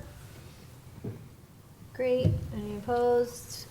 Perfect, so move those forward as a packet. And now with the passage of the student computer device internet use, we also need to I move that we approve procedure IJND, B as in boy, dash R. Second. any discussion or news on that? No, just, it's a procedure, not a policy, so we consider them separately. Questions about that? All right, all in favor? Opposed? Great, now we have a procedure to go with our policy, and thanks to Chris, our technology director, who did a lot of work updating those pretty comprehensive policies that are constantly changing with the computer devices and the internet. And now some job descriptions. Cole, do you wanna do the same, make a motion as the batch, or do you wanna do them individually? I wasn't even here for that, so do you want me to do it? That's right. That's That's right. I chaired that meeting. I remember now. I would, if there wasn't any opposition to it, suggest we do the same. If someone would make a motion to consider the job descriptions as a batch for athletic director, director of curriculum and staff development, and the technology director. So moved. Second. Yep. All right, just pick one, Maggie. So these were some job descriptions reviewed in Personnel Committee, much the same way that the Policy Committee has been doing the work of saying, hey, how long has it been since we looked at a particular policy? And being sure that our job descriptions, first of all, exist, and that are well aligned with what we need for that job and the work that's being done. So these all were reviewed not only by the committee and the administrators, but with input from the person currently doing each job. So you can see the suggested edits, but largely there was nothing shocking or overwhelmingly different in any of these. Any, Sam? I just had one question, clarification. We, on the athletic director job description, we changed selects, assigns, and evaluates all coaches to provides leadership in the selection, assignment, and evaluation of athletic coaches and staff members. And I was just wondering, what was the distinction that we're making there? So most of the time it's the athletic director directly doing the hiring. There are times, for example, we have an athletic liaison at the middle school, and so that person has a role in doing some of the hiring for the middle school. So, okay. But wanting to make it clear that even though there are, and then in some cases we have principals involved, particularly in high volume hiring times. But we wanted to make it clear that the responsibility around that hiring and assignment, it still stays with the athletic director, even though he may be providing or she may be providing leadership to someone else. Gotcha, okay. Heading a committee, shall we say. So the liaison could hire a coach as long as the athletic director approved it, but the athletic director doesn't have to do the actual hiring. Okay, thank you. Exactly. Jim? And I had a question on the first red lines, certification germane to the athletic programming such as first aid, CPR, concussion awareness training, et cetera. I'm just curious of the discussion why those were decided to take them out. Yeah. They're very specific to the moment when this was written. And so, part of the job description later on, you'll see like an expectation of the job is for them to stay up with skills that are most appropriate to that position. And so we felt it was important not to necessarily call out specific certifications or areas of interest, because that might, in 2 years, that something might happen. We might learn something about student sports, and then we'll say, oh, well, we should have put that in there too. So rather than calling out specific things that are germane to this moment in time or the moment in time when this is written, we felt it was more important to sit on the piece around remaining up to date in their professionalism. I can appreciate that, but these seem kind of timeless. First aid, CPR, concussion awareness, they aren't going out of style. It's not, they're not going to get outdated. I would say that concussion, I'm not sure concussion awareness training is something that's needed at this point. I think that's fairly universal knowledge among what changes constantly is concussion response, right? So concussion response right now is probably the biggest changing area that we would expect them to be up on. And then, first aid, CPR training, generally speaking, they are certified in those things. But again, it was like, do we want to get specific enough to be calling out specific training, or do we want the flexibility within the job description to dictate different things depending on when we need them? So we opted for that. If the board felt strongly they wanted to put it back in, I don't think there would be any objections. We just thought it was more appropriate to leave it open, to be flexible, to be able to respond specifically to things within our district, but then also, in sort of athletics in general. I will say I don't actually see, I think it's worth ensuring that the spirit of the thing appears in the duties, but I actually can't find it. Yeah, where is it?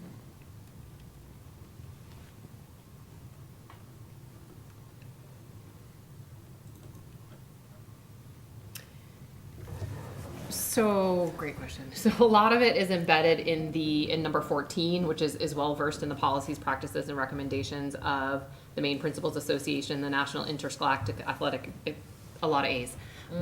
Those two organizations are the primary professional organizations that are then coming down to our local athletic departments and kind of talking about like what's most important and what policies and procedures do you need to be paying attention to. What's the work you need to be doing that is related to the best practices of students. So to a certain degree it's in there, but I guess it's not called out specifically. What if we just at 14 added is well versed in the Administrators Association as relates to student, safety and something to call it out. Yeah, I don't know. I think I agree with Jim. It doesn't hurt to have it in there. And in that meeting, remember I gave the example how I was able to work with the students over the years, and I didn't have this training. And, you know, it was common practice back then. So by identifying it now, I don't see it hurts the policy or the job. I don't see how that would hurt by adding it probably down on the,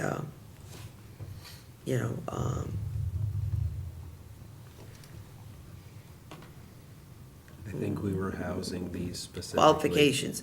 No, it should still be on the qualifications, yeah. Maybe it shouldn't be taken out. I think these are more duties of the athletic training department. It wouldn't be the superintendent that administers CPR, it would be the AT on duty, which is That's a good the point. athletic director's responsibility to make sure that the AT is on site and booked for every event that we do, so I think that's where we're. I think that's a point well made, so it's the athletic director's job to make sure someone there knows Make how to sure do there's an CPR, aid. not Yeah. that they're the one at the Mhm. field all the time doing CPR. Yeah. But it doesn't say that in here. Well, yeah, because it does. Is that a recommendation on point 14 of those two organizations? I'm sure I'm sure it the state is. requires you to have. We have to have AT medical, everywhere. some level, you know, we do most of that through an athletic trainer who is on site for most games and practices. But we are required to have some level of medical oversight at games that is not generally speaking the athletic Yeah. director. Got it, okay, that makes sense. I guess that's what I was getting at, is redundancy, in that if you got an away game, you know, the girls are playing away and the guys are playing at home, and you only got one trainer, or maybe do you have more than one trainer, or how do you cover that when No, you've got multiple teams flung all over the on one particular? Great There are question, trainers Jim. everywhere. Most schools employ an athletic trainer or some sort of medical To use the away. position like that, and we use them for home games. So if one of our athletes were to be injured at an away game, it would be the athletic trainer at that facility who would help support them. The AD's And not vice gonna be versa. at all the games all the time. Right. And, you know, and when we have away students with us who get injured, our athletic trainer, you know, supports them. Okay. Well, If they get injured. If, right, I think we just need to remember, this is a job description for the athletic director. So the way I look at a lot of these job descriptions is the same way we look at policy, right? Because we want to keep it somewhat focused, but we also want to keep it a little bit generic. Because if new trends pop up, we want them to be versed in that as well. So I understand, you know, the first aid, CPR, concussion stuff, I totally get that. As long as we have it covered somewhere else, so it's more of a generic, so you can keep it broader, I'd much prefer that. Because I don't want to see new stuff pop up, and then we have to revisit this every time that something pops up, and then we have to add it in here. I don't feel as though we need to be that specific. Just as long as it is covered somewhere else, as far as, you know, the Maine Principals Association and the other one with a lot of A's. Yeah, and I would call out number 5 as well, because provide, you know, making sure that our coaches have adequate training, particularly as it relates to health, safety, and supervision of students. We clearly, you know, that embedded in that is that they would have the knowledge to then make sure that our coaches have adequate knowledge. And at the end of the day, it's much more important that our coaches have that knowledge than the athletic director, which, I mean, they'd have to have it through the training anyway, but that would be the more important focus for me. I got the rationale and then some. all right, good. Thank you. I like the discussion. All right, any other questions, thoughts on any of the other, ones? Good, okay. Oh, Maybe yes. before or after vote. It's just about. Is it germane to the vote? I don't think so. Okay, do you wanna do it after the vote? Yeah, do you mind? Okay. All right, all in favor of approving these job descriptions? Any opposed? Great, so we're all set there, and Dr. Turner would like to say a few words about something. A question that came up in the meeting was about the Director of Curriculum and Staff Development position and what are our plans with that. So I wanted to take the opportunity to give the board and the community an update. My answer to them at that time was, actually, our admin team is meeting next week to talk about exactly that topic, and we did. We had a deep and long conversation, and we housed it in, whenever you have an open position, it's time to take a step back and say, is this what our organization needs, and is this what moves our organization forward? We were able to have a really honest and thankfully safe conversation about ways in which the curriculum director, I give our admin team credit, they are currently talking with their current boss about how she used to do in her old job. So we had to have some real parameters around having a safe conversation about that, but they were very candid. I really appreciated their perspectives, and they were able to share perspectives of how that position has evolved over time and how it's been used over time, not just within this district, but then also perspectives from other districts, which was really helpful. So we would like to move forward posting this Director of Curriculum and Staff Development position as posted, with the primary goal of our team, and I've said, and kick me under the table if I start doing this differently, but a significant amount of the work, there's that last bullet that is other duties as assigned by the superintendent, and that has taken up a significant amount of time of the person in that job, of myself and the person before me. So what we believe is really going to move our district forward and take academic achievement to the next level is someone who can focus very specifically and deeply on curriculum, instruction, and assessment. So we believe that this job description does represent the work that we want this person to do. We're going to go out and try to hire a really dynamic and qualified person to do it, and then we're going to be very protective of that position to make sure that there is not job creep, so that they can make that focus and help us move forward. So Amanda Hennessy is going to be heading up the first round of this.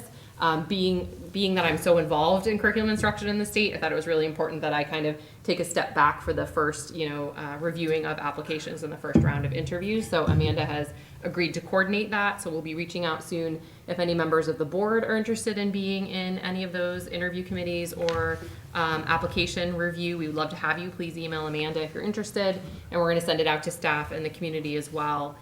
We'd really like to see a diverse team on that hiring crew. So. If you're interested, email Amanda Hennessy. She'll be so happy to have her email box full. But she did volunteer.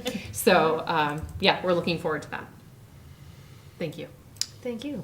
All right, committee reports, facilities, Adam. So facilities met tonight. We began with a review. We reviewed items identified for capital spending next year. It was a short list. David presented a spreadsheet of potential capital improvement expenditures. However glamorous they may not be, they were deemed as essential and preventative. Tom and David have been assessing needs and wants of the district, working with vendors, reviewing quotes, and reassessing priorities as we get more information. Tom's been speaking with the town about potentially piggybacking off of any town projects that could be coordinated and realize some savings that way. Each school has its own maintenance, refresh, replace plan, and we're prioritizing per each school. Every school has eyes on it. We moved on to discussing plans for utilizing capital reserve fund balance to supplement our budget for this year and upcoming years. Dr. Turner kind of corralled all the thoughts that we had from our budget workshop last week into kind of three different plans and what those would all look like.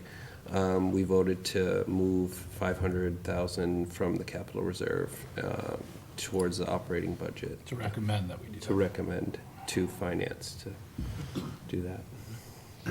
And then we ran out of time. Questions for Adam? Will that list be in the minutes that he's referring to? They'll have a report with the list. I think it's in the folder, right? Yeah, that was in the folder for facilities tonight. Of projects? Yeah. Oh, it was? Yep. Actually, it was the second email. I think. Oh, that came It was out the second email. We just got it. Yeah. Oh, okay. It will be It added. can be. Yeah. Thank you, Maggie. Any others? Nope. That was it. Okay. Oh, sorry. Next, Finance. We met, seems like a month and a half ago now, but back on March 12th, went over year-to-date finance reports, general discussion about what year-to-date spending, touched briefly on things like guidance, legal fees, contracted services. We got the first copy of the draft budget for the upcoming year. Don't need to describe that to you. It's been changed twice since we saw it, and you've all seen it. There were a couple follow-up questions brought up. One was about private tuition, a private tuition line at Dunn, which is really big because we didn't use it. We budgeted for it and we didn't need to use it, so I assume that that's being adjusted in the current budget. And then there was a question about continuing costs for technology refresh that I'll hopefully have something to talk about at the next meeting concerning that. And then decision was made that I would be consolidating budget questions from the committee to forward to the superintendent, which was a really easy job since there really weren't any. And that was the meeting. All right. Any We'll questions? be meeting again on April 9th, and we'll be voting on recommendations on the budget. Questions? Thank you, Gary. Personnel, normally that is Cole. I remember now, it was me. We talked about the job descriptions that we addressed tonight. We also did talk about, but have tabled the assistant principal around a discussion of bringing the principal with that one, which we did not have at that meeting. So we'll be bringing that forward at another time once we've been able to keep assistant and principal together. Otherwise, we covered everything already. In curriculum. Curriculum, we went over the middle school math program and the processes and what we voted on earlier. All right.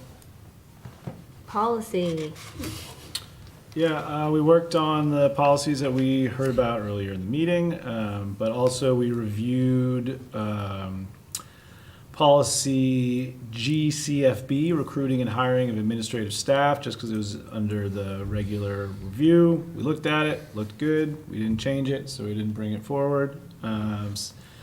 Similarly, the procedure for hiring, we had just kind of looked at it not that long ago and didn't need any other changes, so we decided to say that it had been reviewed, but we didn't need to bring it to the board again.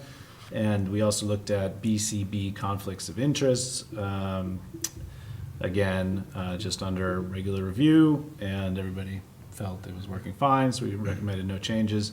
One other thing I would just note in the minutes, it's just under the trying to turn over every rock in the budget process. We did have a good discussion about, why are we still paying for Zoom when we could use Google Meet? And, just want people to know that administrative staff went through the process of testing it on a remote day. And unfortunately, Google Meet just isn't robust enough to make sure that every single kid gets the education they deserve on a remote day. If we're going to have those, we need to have Zoom to make sure that we can deliver those services. Just a good example of we do go through the process, just very encouraging that administrative staff always has answers to those questions. Great. Questions for Sam? Wonderful, thank you. All right, committee reports done. School board chair report. I sent something to your email mid facilities meeting today, so you may not have seen it yet. I'll just speak to it here, and then Maggie can add it to our folder at her leisure. Just a few things I kept on from last time, the school board elections. As a reminder, nominations paperwork is due April 11th. I think at both towns. The time of that may vary depending on town. But papers can be taken out up to that final day, so you can go out at 8 o'clock in the morning on April 11th and get your 25 signatures as long as you return it in time. So make sure folks have done that if they're planning on doing it again, or talk to your friends and neighbors. Upcoming things of importance, May 30th is graduation. I have mentioned this a couple times, so probably no surprise that I would really love to see a good representation of the board there. This is really the culminating event of our students' career, and a very visible celebration of the things that are central to our work here. And not to call anyone out, but we have quite a few good showing of board families who will be celebrating a graduate this year as well. So you should probably be seeing invitations from the senior class comes at some point and will invite us if anyone wants to make sure that their family can sit with them in the up-close seating that we are generally afforded. Let me know. If you'd rather sit with your families in the crowd, that's also, of course, fine, but we'll be happy to make that happen. Committee agendas, just a few things. Chanda had a great idea around connecting with committee chairs. Actually, sorry, I jumped to number 2. First, I have asked that we be sure to be connecting with committee chairs ahead of time for meeting agendas to make sure we're collaborating on the agenda. I know in large part our supporting administrator for each of our committees is very instrumental and generous in setting that agenda for us, but wanting to be in touch on those so our leaders can take responsibility for chairing those meetings. And then on the flip side, Chanda had the idea of connecting with committee chairs and asking that all of our committees have an agenda item at some point here in the next meeting or two to reflect on how did it go, what were some successes, challenges, and what might help improve the work of the committee and subsequently the board moving forward. We will have some, I presume, changes in committee participation and board formation coming pretty soon. It's hard to believe it's just the beginning of April, but most of our remaining year will be committed to working on and passing a budget. And then the next thing you know, it'll be June. There are 4 of us whose seats are up, so the makeup of the board could change pretty significantly by June, which is a segue to my reminder that we've started to figure out how it works together. We've gotten pretty comfortable together just in time probably to shake it up again. And I just want to make sure that we are remembering our policies and norms around meetings. The best way to grow new leaders for our board is to let our leaders lead, whether they be very seasoned ones or green and bumpy ones like myself. We have a variety of chairs on our committees this year, and making sure that we're letting those folks chair our meetings successfully, even if it's not the way we would have done it, is the best way to let them get their feet under them. So please be respectful of letting your chair run the meeting, including who's speaking when, etc. And teacher talk over with celebration. Jim shared with me, and I wanted to share with you, that his sister was recently named Maine World Language Teacher of the Year. Thank you. And to quote Jim, while she doesn't work for MSAD, we're still proud of her. I was delighted to see that and have Jim share it with us. So with your participation on our board and your wife's long tenure as a school psychologist, and now your sister as a World Language Teacher of the Year teaching German at York High School, it's a nice amount of contribution from your family to our school kids. So I really am pro-public education. it would start, the evidence is mounting, Jim. I won't tell anyone. So congratulations to Melanie, that's very cool. I'll pass it on to her, thank you. And that is all I have. Any questions or feedback about that? Great, I will hand it over to Chanda. Okay, we have some new hires. We have been able to hire a second shift custodian at Russell School, Mr. David Niles. We are delighted to have on board. Those second shift custodians can be hard to hire for, so we are delighted that he was willing to come on board. And then we're welcoming back Miss Jenna Welch to our EdTech 2 position at Memorial School. We're thrilled to have her back. We do have a couple of resignations. Cassandra Daggett, food service worker at Dunn School. That was a part-time position. That is a effective immediately resignation. And then we received a resignation from John Holt, one of our math teachers at the high school, going on to very exciting things. We are disappointed to be losing him, but excited for him. That is effective the end of the year. We have had a couple of more, we've heard from a couple teachers who are moving on to, again, very exciting things. I'm excited for them. I'm sad for us. But it was after we had sent out the amended agenda, so you'll hear about those more in our next meeting. But as you see postings, that's why. We do have one transfer to note, and this is part of the work we're doing at the middle school around restructuring the special education program to better meet the needs of kids. And as part of that, Miss Laborde, who has been at the middle school special education for quite a while, is going to transfer from starting in the new school year. She will be transferring from the functional life skills program to an applied academics position, staying at the middle school, but moving into one of those positions that we sort of redesigned. So if you look at our website right now, what you will see posted for the coming year is the position that we're adding back in, as well as Karen's position as FLS, Karen moving into the position that we've had open all year. Again, this is for the coming school year. She is finishing out the current school year in her current placement. Item number 2 is a mea culpa correction on the school calendar. It doesn't require a vote because it's just a technical. It turns out there are 31 days in March. And that's the second month that we found that we managed to leave a 31 out of. And we kept doing the math on why the last day was so late, and it was making us crazy. The union presidents have looked at it. I mean, so many people have looked at it. And then we have some kind friends, Sharon actually I think was one of them, that said, do you know there are 31 days? And we went, that's what we did wrong. So we have updated the calendar to reflect what most people use and have made a slight adjustment to the last student day to reflect those days that we decided didn't exist. So please note the one that is on our website is the corrected for the coming school year. You can plan on it. All right. Thank you. A change coming up for our May 7th board business meeting. We will be holding that meeting at the Dunn School cafetorium gym, instead of, we were scheduled for the New Gloucester Meeting House. Something we've been throwing around for a little while is whether the places in which we choose to have our meetings are really meeting our needs. I think as we all shuffled in here and shoved the chairs in, was a great example where maybe the space isn't the most ideal for our group. It's also challenging for folks, even on the board, getting confused about where are we today? Are we at the high school? Are we at?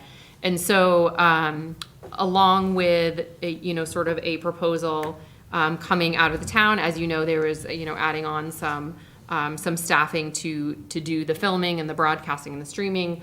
We have the capabilities to do that ourselves. In the coming school year, that will be an hourly charge from the town to the school district. So we thought it was a great opportunity to say, do we really want to keep doing that? If we have the opportunity to stream and have good audio and do that sort of stuff, should we try it ourselves and have a place that we are there every time, all the time? Another hard part is, whenever we have to do an executive session and we're at the New Gloucester Meeting House, it means that everyone has to go outside or go in the bathroom, I guess. But, it's not ideal for our needs. So we spent some time, Gary and Penny were very gracious with their time touring around. We took a look at the Dunn School cafeteria, where we have a brand new sound system and a brand new screen that is not up yet, but by the end of the week it should be. It was a little heavier than we expected. It's going to be bolted into the beams. So they're working on that. And along with a library space that's right there that would be great for executive session and committee meetings, we think. But before we go making any drastic decisions about where we have our meetings next year, we thought maybe it would be good to have an opportunity to try it out.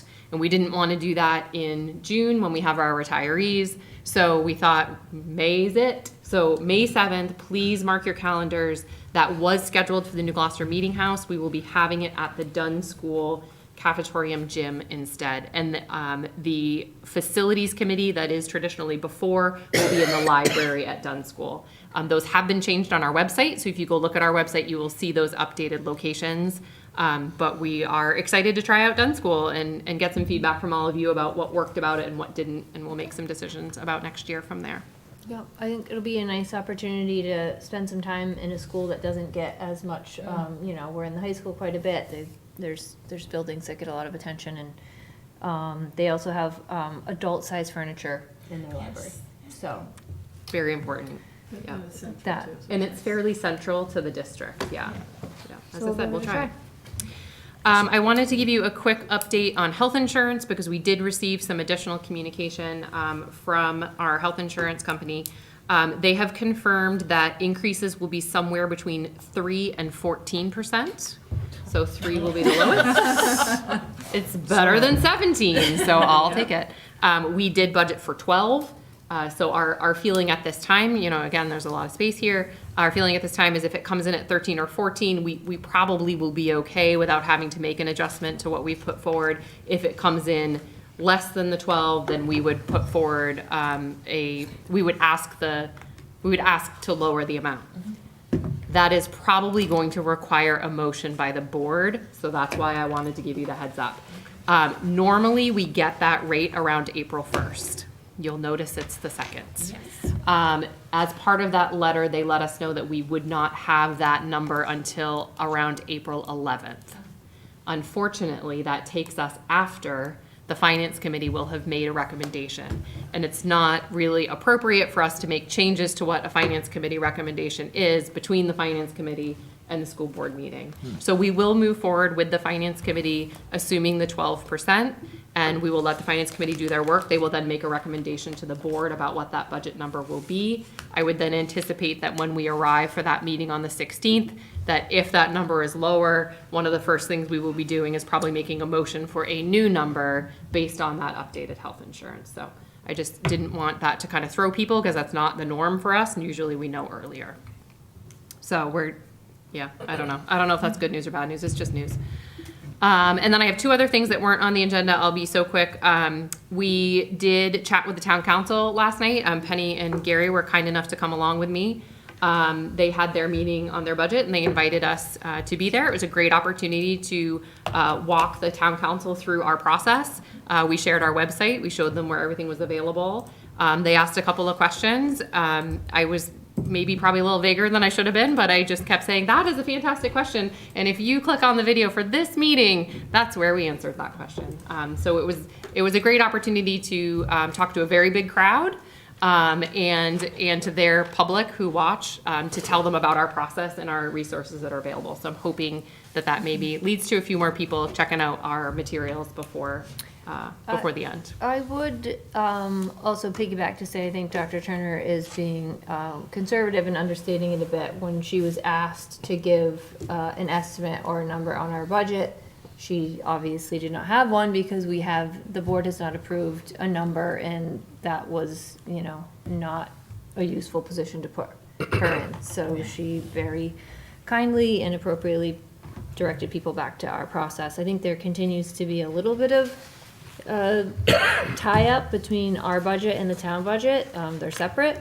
They're voted on separately and voted on even by a different group of people, where we are a district. So we'll just continue to invite folks here and help to try to differentiate between our process and the town's process, which happened fairly simultaneously. So I might give you a little more credit it for would that. not be appropriate for me to speak on behalf of the board when the board has not acted. But we were, again, able to direct people back. And then my last very big piece of news I'm very excited about, we have a new school resource officer. His name is Eric Sanborn. He started this past Monday. He has already been to all 5 schools, including central office. He joined us at our admin team meeting, and we could not be more delighted to have him on board. At our May 7th business meeting at Dunn School, he will be coming out so that you all get a chance to meet him and talk a little bit about his background and what he's excited about in the new role. So we couldn't be more thrilled. Let's hope he sticks around.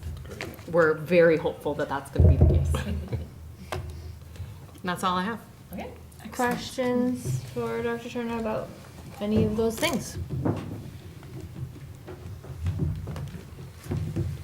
That wasn't a hand, Sharon. No, sorry. Oh, okay. That was a log out. that was a bye. All right. Thanks, everyone. And I would hear a motion to adjourn. Or I just adjourn, right? I can never remember. Just adjourn. Sam, maybe by the end of the year, I will learn to just adjourn.